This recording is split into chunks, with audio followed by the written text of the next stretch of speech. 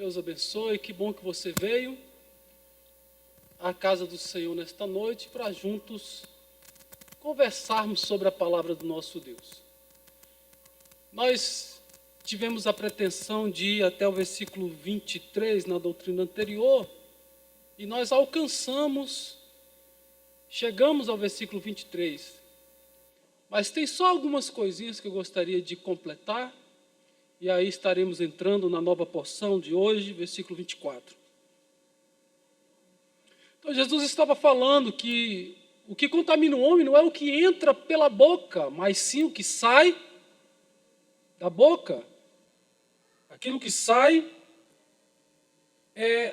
entra vai para o ventre, mas aquilo que sai é aquilo que está no coração. E a Bíblia diz que a boca fala daquilo que o coração está cheio. Então, existe aqui aproximadamente 12 pecados. Os 6 primeiros têm a ver, com essa parte da prática. E os outros 6 têm a ver com aquilo que está no estado do coração. Qual é o estado do seu coração, né? Então, o primeiro pecado é prostituição. Aqui tem a ver tanto com a prática quanto com a intenção. Tanto com a prática da prostituição, do sexo, quanto da fornicação, quanto da pornografia, porneia, tem a ver com tudo isso. Todos os pecados sexuais que têm afligido a humanidade desde o início e continua hoje. É o que derruba homens, mulheres, que às vezes se acham fortes na área sexual, às vezes caem nesse pecado, que é o pecado da área sexual. Nós temos o furto, e a palavra no original, no grego, quando é traduzida, existem 2 palavras. E as 2 palavras se refletem nas palavras que nós conhecemos, como furto e roubo. Então, o roubo era aquilo que Barrabás fazia. Barrabás era um assassino, ele era um ladrão. E esse ladrão é aquele que assalta com violência, usa de violência, de armas, mata se for necessário, por causa de obter, de tomar aquilo que é do outro. A outra palavra se refere a furto, propriamente dito, e é aquilo que o Judas fazia. No original, quando diz que Judas furtava, Judas estava tirando sem violência, tirando no engano, tirando ocultamente e se apropriando daquilo que não era dele, que não pertencia a ele. Homicídio. O homicídio também fala tanto da prática da morte em si, física de alguém, quanto aquilo que Cristo fala sobre a questão de ser a morte do irmão, por palavras. Quando a gente critica, quando a gente tem a intenção de destruir o outro, de destruir o irmão, então isso também é pecado. E é o pecado de homicídio, no sentido da questão do homicídio espiritual, a morte espiritual de um irmão. Então a Bíblia diz para a gente tolerar os fracos, ajudar os irmãos. Isso é ser cristão. Agir de outra maneira, como acabamos de descrever, é algo que não faz parte da vida do crente verdadeiro. Amém? O outro pecado é a avareza. A avareza é o apego ao bem material, de uma forma tão grande que esta avareza, ela se torna também um ídolo. A avareza, ela pode levar à idolatria. Então, aquilo que eu mais amo é aquilo que mais toma meu tempo, mais toma minha mente, e, dependendo do sentimento, ela pode tomar o lugar de Deus na minha vida. O próprio dinheiro, que é chamado como um Deus na Bíblia, Mamon, ou serve ao dinheiro, ou serve a Mamon, ou serve a Deus. Então, essa avareza, esse sentimento de obter para si, de não querer dividir, de não ajudar o próximo, de não amar o próximo como a nós mesmos, de não ajudar um parente, de não ajudar os pais, de não ajudar os irmãos, de não ajudar aqueles que são do sangue, em primeiro lugar. Tem gente que é tão boazinha com os outros da rua, e às vezes com as pessoas de casa, ele não tem amor, não demonstra amor, não estende a mão. Se fosse um da rua, perdoava, mas como é um de casa, às vezes a gente não perdoa. Então é um sentimento também que não faz parte, né, da vida do crente. É o desejo, a avareza tem um sentido de ter o desejo por algo que não te pertence também, né? A ganância. Diz que a ganância é uma peneira que nunca fica cheia, né? Então a pessoa quer e não se satisfaz. A malícia, que é o último dos 6 primeiros, que tem a ver com prática. Então, a malícia aqui, ela está se referindo, segundo os comentaristas, com todas as acima, com todas as 5 de cima. E outros males. Coisas que vêm do iníquo. Coisas que têm influência do diabo, do maligno.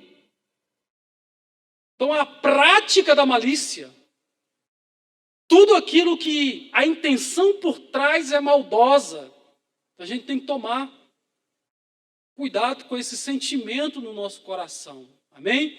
Para não viver um cristianismo de aparência, para não viver um cristianismo como os fariseus, que se preocupava com o exterior, se preocupava em saudar com a paz do Senhor, se preocupava em usar roupas longas, se preocupava com o tamanho do cabelo, mas não se preocupava com o tamanho da língua, não se preocupa com o tamanho, né, com a sua veste espiritual, com as suas vestes embranquecidas do sangue do Cordeiro, lavadas, remidas. Louvado seja o nome do Senhor.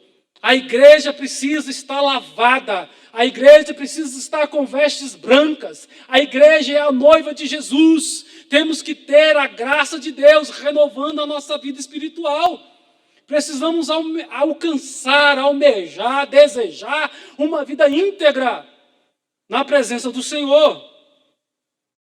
Agora, os próximos 6 versículos, que estão no versículo 22 em diante, né? O engano ou o dolo. Esses retratam o estado do coração. Quando alguém comete um crime, o juiz ele vai dar uma pena de acordo com o que está no interior da pessoa. Como é que é possível ver isso? Se a pessoa tem culpa ou se ela não fez por culpa. A culpa é quando tem dolo, quando tem intenção. Esse é o crime doloso. O crime culposo é quando a pessoa não tem intenção. Foi um acidente. Na Bíblia, tinha até 6 cidades no meio das 12 tribos que era para abrigar uma pessoa que matasse alguém sem intenção, como um acidente. Então também o juiz faz isso. Então o dolo fala da intenção de alguém que faz a estratégia, de alguém que antes de sair de casa maquina o mal, de alguém que antes de fazer algo, falar do irmão, ele tem uma intenção maligna no seu coração, ele tem a intenção de realmente afetar, tocar, destruir pessoas. Então temos que ver, às vezes a gente pode até falar uma palavra inesperada, falar uma palavra sem pensar, mas muitas vezes a gente tem que examinar o nosso coração. Se aquilo ali não está dentro do nosso coração. Se aquilo ali já não está fazendo parte do nosso pensamento. Então, dolo, fazer o mal com intenção. Fazer o mal já está errado. Mas, às vezes, falar de alguém com intenção de realmente magoar aquela pessoa. Eu vou falar isso porque eu sei que ela não gosta. Então, é a intenção do coração. Deus está julgando aqui. A palavra está pegando esse sentido da intenção do coração. A segunda intenção é a lascívia. É o impulso, é o desejo da luxúria, da licenciosidade. Temos que tomar cuidado com esse sentimento que às vezes impera no nosso coração. A inveja. A inveja é o desprazer de ver alguém alcançar a vitória. É a tristeza de saber que alguém passou na frente, que alguém conquistará algo que às vezes eu queria. Diz que a inveja é como a podridão dos ossos, Provérbios 14, versículo 30. Ela revela o interior da pessoa. Tem tudo a ver com o que Jesus está dizendo. Vocês limpam o prato por fora, mas vocês por dentro estão cheios de rapina, estão cheios de ossos podres. Vocês são igual sepulcro caiados, bonito por fora, mas cheio de carniça por dentro. Então o interior não é bom. O crente tem que ser lavado, remido pelo sangue de Cristo. O que está dentro do crente não pode mais espelhar as obras do mal, as obras das trevas. O que há dentro de nós tem que ser transformado. As nossas práticas, as nossas ações, os nossos pensamentos, a intenção do nosso coração. Sobre a inveja, tem vários casos na Bíblia. A inveja foi a origem da morte de Abel. Caim matou Abel por inveja. José foi por inveja que os seus irmãos lançaram ele no poço e depois venderam ele como escravo. Mas a intenção deles era tão maligna que eles queriam matar o irmão. Se não fosse um que intervisse, eles teriam matado. Isso é a inveja. A inveja, além de eu querer o que você tem, ainda tem um desejo de destruir você. Acabar com a tua moral, acabar com a tua vida, acabar fisicamente até. Né? O que mais? Coré, Datã, Abirão também foi por inveja. O próprio Arão e Miriam, a Miriam fica leprosa. Isso tudo foi por inveja de Abraão, de Moisés. Acaso Deus só fala por ele? Deus também não usa a gente? E Deus não se agradou. O sacerdote não ficou leproso, porque se ele ficasse leproso, talvez não tinha como ele continuar no ofício, né? Ele não podia fazer a obra ali para abençoar Miriam. Então, Miriam, ela ficou leprosa e ficou fora do arraial durante um período que era necessário, uma semana fora do arraial. O que mais? Até o próprio filho pródigo, até Saul perseguindo Davi, era pelo quê? Pela inveja. O filho pródigo não entrou na festa do irmão por inveja. O sentimento no coração dele era um sentimento mau. E a Bíblia manda a gente se alegrar com quem? Se alegra com a vitória do irmão, com a conquista do irmão, e chorar com aqueles que choram. Temos que corrigir O próprio Jesus foi morto também na cruz por causa da inveja. Os fariseus não suportavam, tinham inveja que ele, um simples galileu, reunia multidões. Multidões estavam em volta de Jesus, aonde Jesus fosse. Seja no território, seja no templo, seja na praia, seja fora do território de Israel, as multidões seguiam Jesus. Blasfêmia,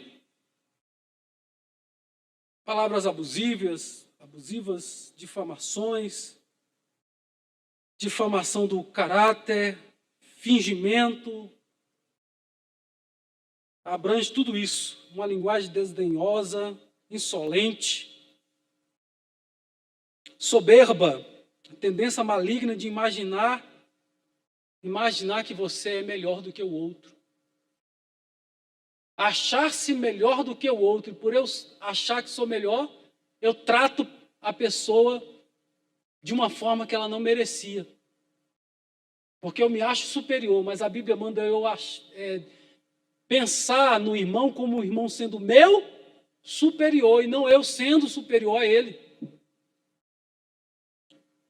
E aí o último é loucura. E também, assim como aconteceu com a maldade, a loucura, ela reverte todos os 5 que acabamos de falar. É o conjunto de tudo e outras coisas mais, né? Então que a gente possa pedir a graça de Deus na nossa vida. Vamos entrar no texto de hoje, a mulher cananeia. Eu escrevi aí hoje, coloquei nas nossas redes sociais. Vou começar por isso, pelo flower que nós mandamos aí, pelo banner, né? Dilemas do ministério de Jesus. Jesus enfrentou dilemas no seu ministério. Amém? Não é só eu e você que enfrentamos problemas, né? As reações foram diversas. A reação de uns foi a rejeição. E de outros, a rejeição de um, né, foi a salvação para outros. Porque Nazaré expulsou Jesus da sinagoga, Jesus foi para Cafarnaum e começa a fazer milagres lá. Depois Jesus é expulso das sinagogas, expulso do templo. Então Jesus começa a pregar nas praias, Jesus começa a pregar nos montes, e aquelas pessoas são abençoadas naqueles locais. Depois Jesus começa a ter tanto enfrentamento, até o próprio Herodes, dizendo, esse aí é o João que eu matei, que ressuscitou. Então, se ele é o que ressuscitou, eu também quero matá-lo. Sim ou não? A vontade dele, né, também era matar Jesus. Era o sentimento, assim como o João Batista foi morto, o Herodes também poderia fazer. Então, o Herodes, foram os fariseus, os escribas, intentando tentando matar Jesus. Várias ocasiões você vai ver pessoas se levantando para matar Jesus. Então Jesus sai agora para os gentios. A partir de agora, Jesus vai fazer algumas viagens e vai curar, abençoar aqueles que não eram para ser abençoados. Jesus veio para o que era, mas os seus os rejeitou. Então ele agora está abençoando outros. Jesus é rejeitado em Nazaré, mas amplia o seu ministério para Cafarnaum. Jesus foi rejeitado no templo, nas sinagogas, mas fez do barco, dos montes, das ruas e praças o seu púlpito. Jesus é rejeitado na Galileia, mas se tornou oportunidade de cura e libertação para outros povos. Jesus foi rejeitado pelos judeus, mas essa oportunidade abriu as portas para que eu e você, todos os gentios, pudessem conhecer o seu nome, pudessem tê-lo como Senhor e Salvador da sua alma. Por causa da rejeição, nos alcançou, louvado seja o nome do Senhor. Embora, se formos olhar mesmo outros textos, o plano de Deus era esse. Desde o início, o plano de Deus era alcançar as nações e não só o povo de Israel. Quando dá a bênção para Abraão, em ti serão benditas a tua nação, a tua família, todas as famílias da terra. Então a intenção de Deus era alcançar-nos, né? Louvado seja o nome do Senhor. Abriu-se as portas para que todos nós conhecêssemos o seu nome e recebêssemos como nosso Salvador. Todas as dificuldades encontradas no ministério de Jesus foram apenas ocasiões que abriram as possibilidades para o crescimento do seu ministério. Às vezes os empecilhos, problemas que acontecem na minha casa, na sua casa, não é para a gente ficar prostrado. Os problemas não vêm. Às vezes a intenção pode ser até a destruição. Mas quando nós somos cristãos, quando nós estamos na presença de Deus, os problemas servem como trampolim. Os problemas servem como experiências. E vai fazer a gente ficar mais forte, sabendo que Deus está conosco. E assim como Deus foi conosco naquele problema lá atrás, Ele será conosco nos problemas de hoje e nos problemas de amanhã. O Senhor também nos dará a vitória. O plano de Deus sempre foi oferecer Jesus como a solução para o mundo e não apenas para a nação de Israel. Amém? Então nós temos algumas divergências fazendo a comparação. Como eu disse para os irmãos, os evangelhos eles se completam. Essa história, do versículo 24 até o versículo 30, ela se encontra também em Mateus, capítulo 15, do versículo 21 ao 28. Só que a gente tem uma diferença, né? É até a segunda mensagem que eu coloquei aí. Ela tem as suas diferenças. E a gente vai observar que o relato de Mateus, no capítulo 15, ele é mais sentimental, está envolvido um pouco mais de emoção. Enquanto Marcos conta de uma forma mais sutil, mais direta, o Mateus, né, ele emprega um pouco mais de emoção, ele coloca um comentário que te faz ir para o lugar, que te faz ver a cena diferente de Marcos. Por exemplo, vamos iniciar. E levantando-se dali, foi para o território de Tiro e Sidom, e entrando numa casa, queria que ninguém o soubesse, mas não pôde esconder-se. Então Jesus vai para Tiro e Sidom. Marcos está colocando a cidade. Marcos é um evangelho que está sendo escrito para gregos, então ele vai destacar a região, o local que está acontecendo a trama, né? A origem desta mulher, que é até o próximo texto que eu coloquei hoje, né? Notamos em Mateus detalhes cheios de emoção. A mulher clama por misericórdia.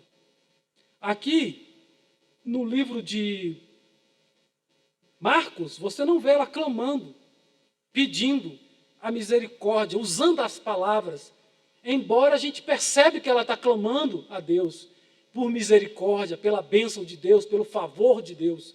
Mas o Mateus, ele escreve a palavra misericórdia, né?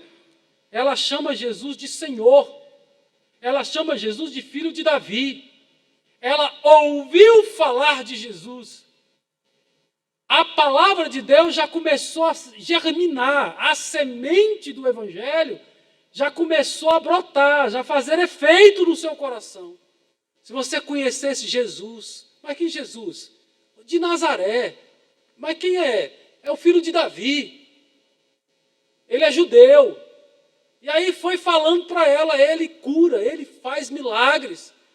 E essa mulher descobre que Jesus está na sua cidade, na sua localidade, e ela vai a essa casa e vai falar com Jesus. Louvado seja o nome do Senhor. Mateus, ele vai direto, né? Versículo 21.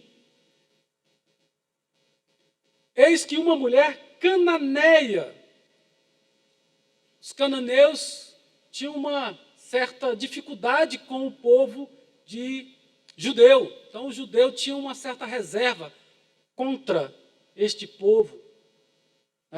Então, o próprio Marcos já não diz que ela é cananeia, diz que ela é Ciro-fenícia, que na verdade é grega. A língua dela é grega. Então a gente tem que entender que o Marcos está destacando algo que vai chamar a atenção dos seus leitores. E os seus leitores são os gregos. Né? Então, se você ler aqui o que eu escrevi, né, eu vou fazer a leitura, mostra essa emoção no livro de Mateus. Jesus não lhe respondeu palavra quando ela clama. Marcos não fala que Jesus não respondeu. Marcos já vai direto na resposta que Jesus deu a ela, logo depois, aqui. Essa mulher se lança aos pés, essa mulher clama, socorre-me. O problema não era ela, o problema era a sua filha. Mas ela torna aquilo pessoal. Ela clama por ela mesma. Qual é a mãe aqui que não estaria no lugar da filha se fosse possível? Sim ou não? Às vezes, quando é pequena ainda, que não sabe nem falar, né? A vontade é que a gente ficasse doente e o nosso filho ficasse são. Para a gente poder, pelo menos, falar o que está sentindo. Então, às vezes, os pais querem trocar de lugar com os filhos. Nesse sentido da dor, alguns, né, têm esse sentimento. Em algum momento, eu acho que a maioria dos pais já teve essa sensação, esse desejo de ficar no lugar, de querer ficar no lugar, embora não se resolve. Então, aqui essa mulher, ela está clamando pela filha. O texto é claro. Uma mulher que tinha uma filha, mas ela não fala cura minha filha, ela fala socorre-me, ajuda-me. E qual é o seu problema? Minha filha está endemoniada, minha filha está sofrendo, minha filha está de uma forma que ninguém consegue resolver o problema dela, e eu sei que o Senhor pode resolver o seu problema. Então Jesus ignora. Parece que ela vem andando atrás, parece que o texto diz que Jesus, entrando numa casa, não pôde ficar oculto. Mas depois parece que ela está andando atrás dele. Parece que Jesus está indo para esta casa e ainda não chegou na casa e as pessoas começam a encontrá-lo. Essa mulher já descobriu e começa a gritar atrás dele. Os discípulos são intolerantes. Senhor, despede-a, porque ela vem gritando. Nota a emoção, nota a qualidade das palavras que Mateus coloca. Aqui em Marcos, a gente não vê ela gritando, não há interação com os discípulos. Lá no Mateus, eles colocam os discípulos interagindo. Jesus, despede essa mulher, dá uma resposta que seja para ela voltar, porque ela segue gritando atrás de nós. Mas a mulher se mostra persistente. Enquanto Jesus está ignorando, os discípulos estão intolerantes, aquele que necessita tem que persistir na oração, persistir na vida cristã, correr atrás, insistir mais. Às vezes os problemas querem nos atingir e nos levar para o buraco. Às vezes não temos força para enfrentar o nosso pecado. Mas precisamos declarar, precisamos insistir, precisamos abrir os nossos lábios, apresentar os nossos problemas diante de Deus, para que Ele possa nos ajudar. Jesus agora vai contar uma história, né? Jesus faz uso de uma história e que alguns comentaristas dizem que é uma parábola, uma mini parábola. E se a gente observar, Jesus conta várias parábolas de um versículo, 2 versículos. Então a gente poderia talvez colocar essa história aqui e ela fica menos agressiva, olhando ela como uma parábola, do que olhando o texto em sequência. Aqui parece que Jesus está depreciando a mulher, chamando ela de cachorrinho. Mas se eu olhar isso como uma parábola, é uma comparação que Jesus está fazendo, sim ou não? Olha só, Jesus está dizendo para aquela mulher, versículo 27. Deixa primeiro saciar os filhos, porque não convém tomar o pão dos filhos e lançá-lo aos cachorrinhos. A palavra cachorro, cão, no singular, na Bíblia, não tem nada de bom. O sentido é negativo. O sentido é depreciativo. Agora, quando a palavra é usada no plural, como é o caso aqui, fala de um animal doméstico, enquanto o outro é um animal selvagem, como se fosse um lobo. Aqui é aquele cachorro doméstico que vem ao colo do dono. Os judeus, aquelas pessoas naquela época, não tinham o que a gente tem hoje, um guardanapo. Então, o guardanapo, geralmente, do judeu, era pão. Então, eles estavam comendo, as mãos estavam sujas, não tinha garfo e faca, como nós temos hoje o talher. Então, a refeição era feita na base de pega com a mão e come. Então, eles estão com os dedos sujos. Quando eles queriam limpar um pouco, diminuir aquela sujeira, talvez para pegar no copo, eles pegavam o pão, limpavam os dedos e jogavam debaixo da mesa. E os animais de estimação comiam daquele bocado que era jogado, melado, sujo, para enxugar os seus dedos. Então, é mais ou menos isso aqui que Jesus está utilizando. Existem os filhos que sentam à mesa. E existem aqueles outros que também estão alimentando daquele alimento que tem na mesa. Mas eles estão em segundo plano, eles não estão no primeiro plano. Então os cachorrinhos comem das migalhas, depois que Jesus fala isso, né? Ela entra na história de Jesus, ela não se ofende, ela não leva mal as palavras de Jesus. Os comentaristas chegam a dizer que cachorrinho aqui está no lugar de servo, quando coloca como doméstico, aquele que é doméstico, então está falando do servo. Então o filho é aquele que herda, mas o servo não é aquele que herda. Mas lá na frente Jesus vai falar, não chamo vocês mais de servos, mas chamo vocês de amigos. Esse é o relacionamento que Jesus quer ter comigo e com você. Mas quando estamos fora da graça, quando não estamos debaixo da presença do Senhor, debaixo do sangue precioso de Jesus, o tratamento é de criatura. Mas quando nos submetemos à sua vontade, ao seu poder,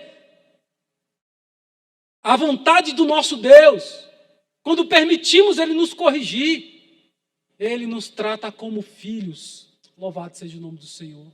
Tornando o relacionamento é diferente. Não é mais aquele que faz coisas para Ele, mas é alguém que desfruta de comunhão. E aí tem duas vertentes, tanto o filho como o amigo. Então é a comunhão mais próxima. O herdeiro e aquele que está próximo, né? O amigo. Louvado seja o nome do Senhor. A Bíblia vai chegar a dizer que existe amigo que é mais chegado do que o irmão. Então Jesus está nos levando para esse ponto, de uma amizade tal, de uma comunhão tal, para a gente poder desfrutar dessa presença gloriosa do nosso Deus. De certa forma, Jesus faz suas exigências, mas a mulher entende o que deveria fazer. Ela utiliza a linguagem de Jesus.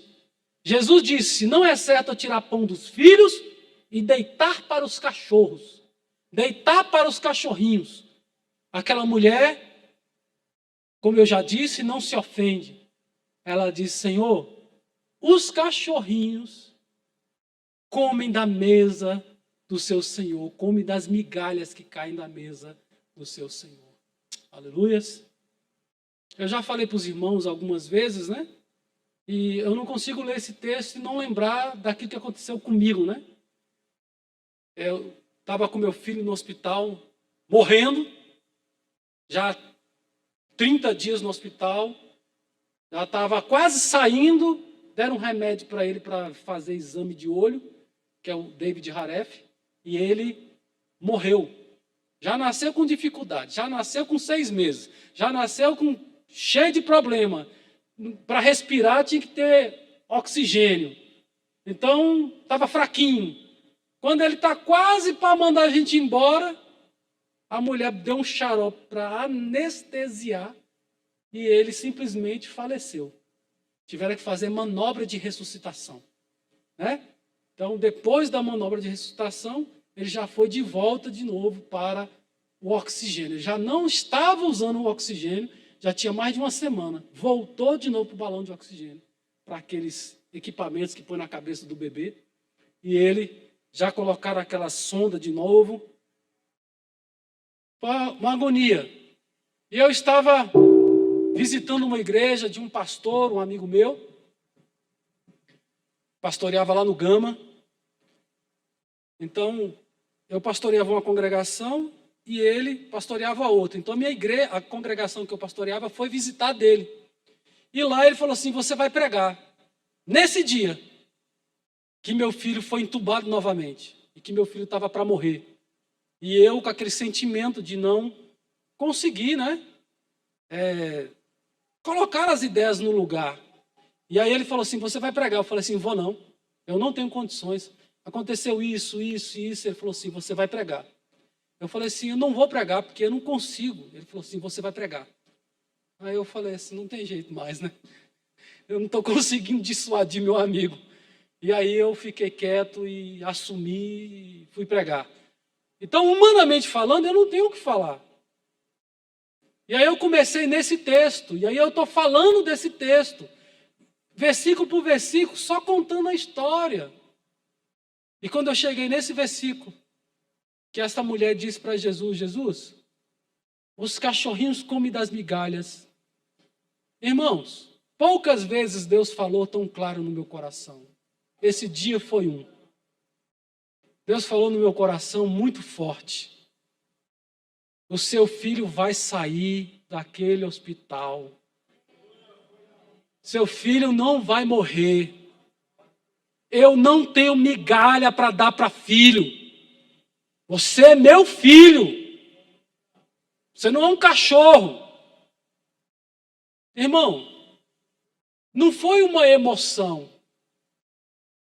Na hora eu já virei para a igreja e já falei: irmãos, meu filho está no hospital assim, assim, assim. A igreja nem sabia o que estava acontecendo, ainda mais aquela que eu estava visitando. A minha poderia até saber, mas a outra não sabia. Vim do hospital agora e a médica disse: se sair água dessa mangueirinha, ele vai morrer. E aí, quando eu falava com a minha esposa via aquela a gota querendo sair, né, descendo na mangueirinha, e a médica falou: se sair água, vai morrer.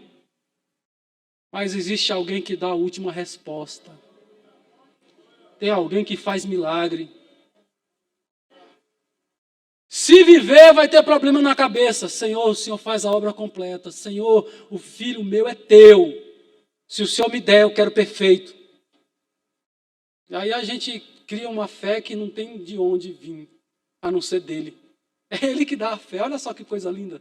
Que coisa maravilhosa servir esse Deus. É Ele que coloca essa fé no nosso coração. Sem dúvida. Eu não pensei, será? E mas se? E se eu chegar lá? Não, não, não. Deus encheu meu coração de certeza. Deus me fez marchar naquele dia. E eu terminei aquela palavra dizendo, Deus disse que eu vou sair daquele hospital com meu filho nos braços. E realmente saí. Tinha até uma profeta na minha igreja lá que ela falava assim, mas vai morrer. Eu falei, está repreendido em nome de Jesus. Porque tem gente que pensa que é profeta, né?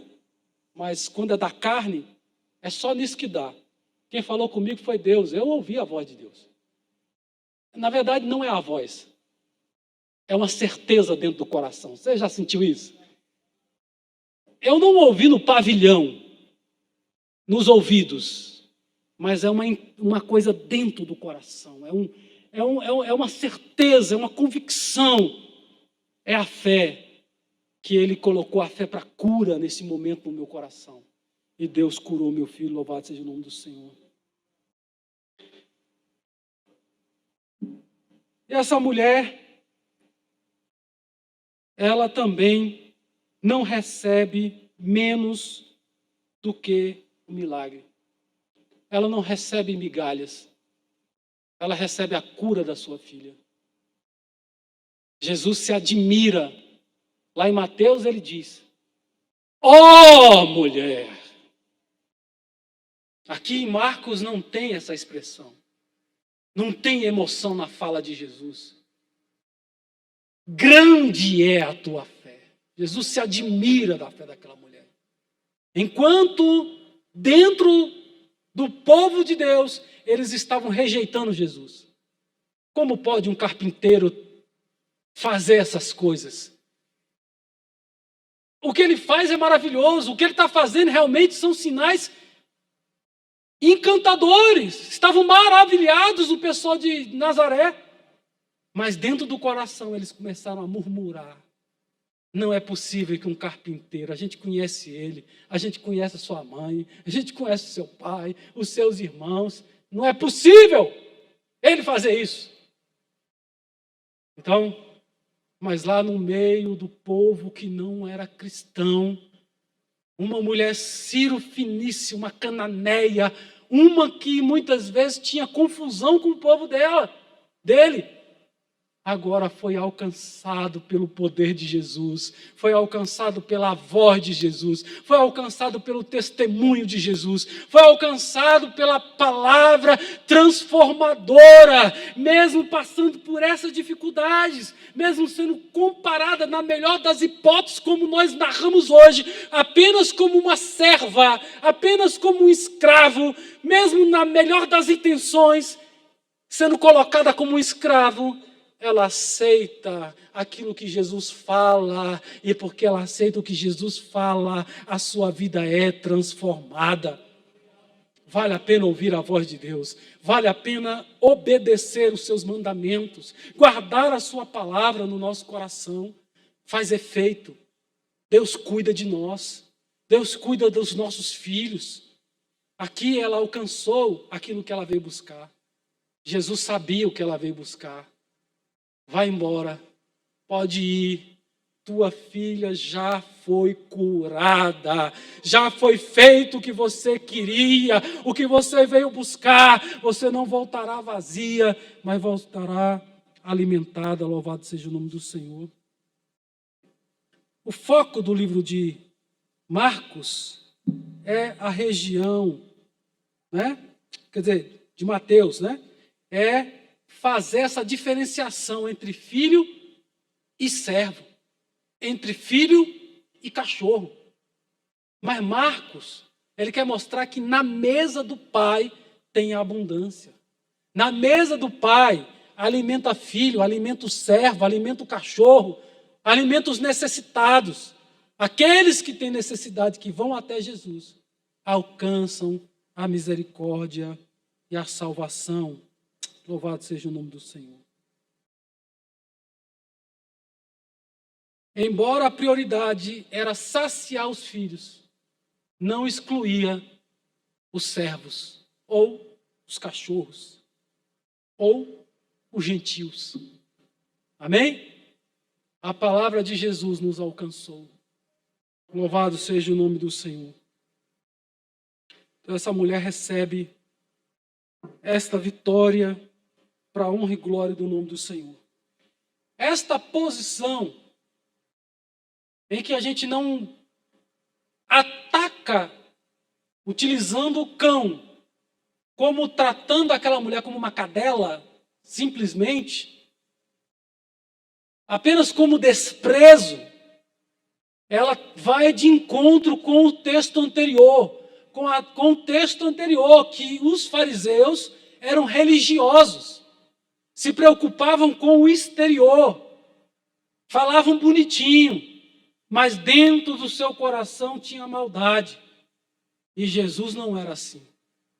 Depois de revelar a hipocrisia dos fariseus, Jesus jamais agiria da mesma forma. Usando a palavra cachorrinho, com o intuito de dizer servo, doméstico, num grau abaixo dos filhos, não tem problema. Inclusive o original. Quando Jesus diz cachorrinho, Jesus está se referindo, quando ele fala filhos, ele fala realmente de filhos sanguíneos. Mas quando a mulher fala de filhos, que come da mesa do seu senhor, cai da mesa, ela se refere aos servos. Ela se refere a não só a filhos sanguíneos, mas filhos e servos. Comem da mesa os filhos e os servos. Está no comentário e eu achei interessante e bem coerente para a gente estar abordando aqui. Amém? Então essa mulher, em poucas palavras, recebe a revelação do que é o reino de Deus. Ela recebe, em poucas palavras, que Cristo veio para um povo, mas todos aqueles que o desejarem, o quiserem, receberão o poder de serem feitos filhos de Deus. Esta mensagem é para mim e para você. Não importa o estágio da nossa vida carnal, do nosso pecado. Deus é poderoso para perdoar os nossos pecados. Aquela mulher grega, com certeza, era pecadora e precisava da salvação, além da cura. Ela não vai a Jesus apenas atrás dessa cura. Embora está bem explícito no texto que ela vai a Jesus por causa da sua filha que está endemoniada, mas ela já ouviu falar de Jesus. Aquela mensagem está remoendo o seu coração. Ela está desejosa de conhecer Jesus. Ela não vai a Jesus como um estranho. Apesar de estar vendo ele pela primeira vez, faz declarações que os fariseus não fizeram. Faz declarações que o povo de Deus escolhido, muitos deles ignoraram. Olharam, viram a autoridade, o poder de Cristo, mas não se renderam ao seu senhorio. Mas essa mulher se rende a ele. O que o Senhor quer que eu seja? Como servo? Eis-me aqui como servo. Tu és o Senhor. Senhor Jesus, Filho de Davi. Então ela se apresenta e reconhece Jesus como Messias. Amém? Que possamos entender, irmãos, aquilo que Deus deseja que nós mudamos. Que você possa mudar aquilo que está mais te prejudicando. Tem pessoas que continuam no pecado porque elas permanecem com as amizades que ela estava lá no pecado. E quando a gente permanece com as amizades, a gente vai voltar a fazer as práticas que eles fazem. Então eu tenho que ter uma certa distância às vezes. E só com a graça de Deus, com o poder de Deus. Eu já contei para os irmãos algumas coisas sobre a minha vida, quando eu desviei, né? Quando eu caí, quando eu pequei, quando eu fui na lama, quando eu era jovem. quando eu estava no pecado. Quando eu voltei para a igreja, eu sabia aonde meus amigos estavam. Era olhar o relógio e falar assim, eles estão em tal bar, em tal lanchonete.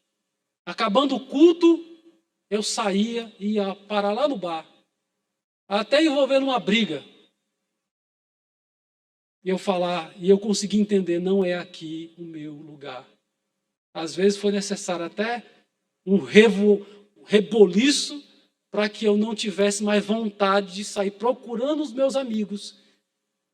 É assim que Deus quer. É assim que o Senhor faz. Às vezes as coisas Ele aperta mais um pouco para ver se a gente acorda e não volta para aquela vida do pecado. Deus quer transformar a sua vida. Deus quer transformar a minha vida de uma maneira que você nunca mais volte a comer lama, volte a comer lavagem, volte ao pecado, a ter prazer nas bolotas de Satanás. Ele quer regenerar a sua alma, regenerar a sua vida. Louvado seja o nome do Senhor. Aquela mulher não foi apenas curada, a sua filha não foi apenas curada. A sua filha foi restaurada. Aquela família recebeu Jesus no seu coração. Aquela mulher não se esqueceu.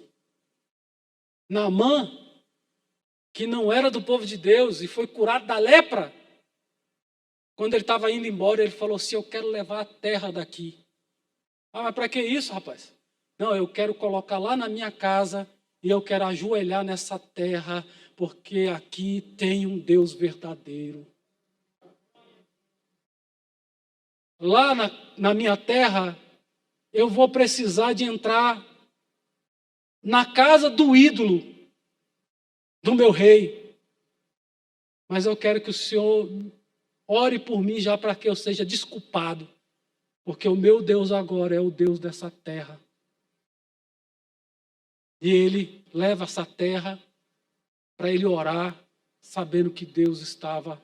É claro que não tem nada a ver. Hoje a gente vê os outros trazendo, leva óleo para cima do monte, o mesmo óleo que ele compra aqui, leva lá para Israel, ora lá em cima do monte, ou compra o óleo lá, e o óleo de lá é mais ungido que o óleo de cá.